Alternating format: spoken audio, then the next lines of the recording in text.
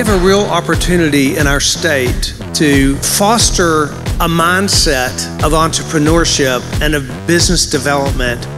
The ecosystem you have here is a microcosm of the United States.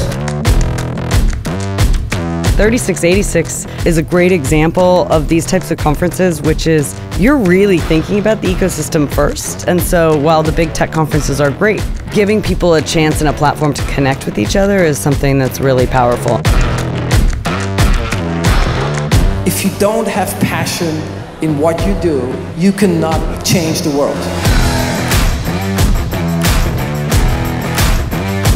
It's the combination of the investor, it's the combination of the entrepreneur and the ecosystem builders.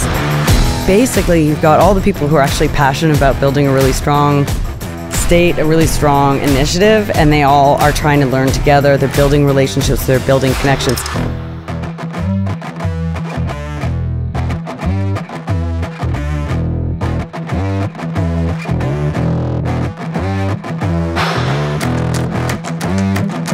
The need is there to understand how to drive growth through technology that comes from startups. That's what LaunchTN is about.